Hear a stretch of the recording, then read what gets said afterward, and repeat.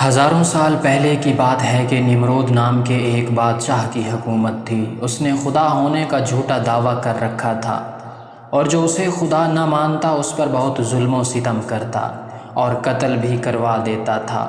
اس دور کے نبی حضرت ابراہیم علیہ السلام بھی نمرود کو خدا نہ ماننے کی وجہ سے آگ میں ڈالے گئے، مگر اللہ پاک کے حکم سے وہ آگ آپ علیہ السلام کے لیے ٹھنڈی ہو گئی اور آپ محفوظ رہے۔ آپ علیہ السلام کو آگ میں ڈالے جانے کے کچھ دن بعد سخت قحط پڑ گیا اور کھانے پینے کا سامان ختم ہو گیا۔ لوگ نمرود کے دربار میں جا کر اناج کی درخواست پیش کرتے۔ جواباً نمرود ان سے اپنے خدا ہونے کا اقرار کرواتا۔ جو اسے خدا مانتا اسے اناج مل جاتا، اور جو نہ مانتا اسے خالی ہاتھ جانا پڑتا۔ حضرت ابراہیم علیہ السلام بھی اناج لینے نمرود کے پاس گئے۔ نمرود نے پوچھا، تمہارا رب کون ہے؟ فرمایا، میرا وہ رب ہے جو زندہ کرتا ہے اور موت دیتا ہے۔ یہ سن کر نمرود بولا، یہ قدرت تو میرے پاس بھی ہے۔ یہ کہہ کر اس نے 2 قیدی بلوائے، ایک کو چھوڑ دیا اور ایک کو قتل کروا دیا۔ آپ علیہ السلام نے نمرود کی کم عقلی دیکھ کر فرمایا، میرا رب مشرق سے سورج نکالتا ہے، اگر تو خدا ہے تو مغرب سے سورج نکال کر دکھا۔ یہ سن کر نمرود حیران ہو گیا اور کوئی جواب نہ دے سکا۔ کچھ دیر بعد اپنی شرمندگی مٹانے کے لیے بولا، میرے پاس اناج نہیں ہے، جاؤ اپنے رب سے جا کر اناج مانگو۔ آپ علیہ السلام نمرود کے دربار سے نکل آئے اور گھر کی طرف چل پڑے۔ راستے میں ریت کا ایک ٹیلا نظر آیا۔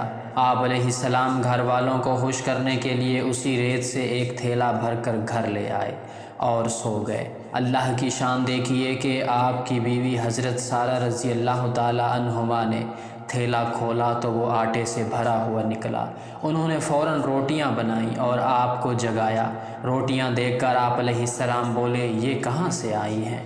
انہوں نے کہا کہ یہ اسی آٹے سے بنائی ہیں جو آپ تھیلے میں بھر کر لائے تھے۔ آپ علیہ السلام سمجھ گئے کہ اللہ پاک کی طرف سے ریت آٹے میں تبدیل ہو گئی۔ چنانچہ آپ علیہ السلام نے اللہ پاک کا شکر ادا کیا۔ ادھر اللہ پاک نے انسانی شکل میں ایک فرشتہ نمرود کے پاس بھیجا۔ فرشتے نے اس سے کہا کہ میرا خدا کہتا ہے تو مجھ پر ایمان لے آ، میں تیری بادشاہت برقرار رکھوں گا۔ نمرود بولا، کون خدا؟ خدا تو صرف میں ہوں۔ فرشتے نے دوسری اور پھر تیسری بار بھی اپنی بات دہرائی، مگر ہر بار نمرود نے انکار ہی کیا۔ نمرود کی سرکشی کا نتیجہ یہ ہوا کہ اللہ تبارک و تعالیٰ کی طرف سے مچھروں کی فوج نمرود کے لشکر پر مسلط ہو گئی، جس نے لشکر کے تمام افراد کا گوشت کھا کر سارا خون پی لیا اور ان کی صرف ہڈیاں باقی رہ گئیں۔ مچھر اتنے زیادہ تھے کہ سورج کی روشنی دکھائی نہیں دیتی تھی۔ نمرود یہ ہولناک منظر دیکھتا تھا مگر کچھ نہیں کر سکتا تھا، جس کے بعد اللہ کا کرنا یہ ہوا کہ ایک مچھر نمرود کے ناک کے راستے دماغ میں گھس گیا اور مغز کھانا شروع کر دیا۔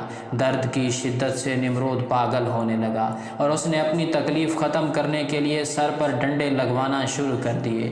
خدا کی قدرت دیکھیے کہ جب سر پر ڈنڈا پڑتا مچھر کاٹنا چھوڑ دیتا، اور جب ڈنڈا نہ پڑتا تو کاٹنا شروع کر دیتا۔ کیفیت ایسی ہو چکی تھی کہ جو شخص نمرود کے سر پر زوردار چپٹ لگاتا وہ اس کا ہمدرد کہلاتا۔ یوں ڈنڈے پڑتے پڑتے اور چپٹ لگتے لگتے 400 سال گزر گئے اور نمرود بالآخر ذلیل و خوار ہو کر رسوا ہو کر مر گیا۔ اللہ اکبر۔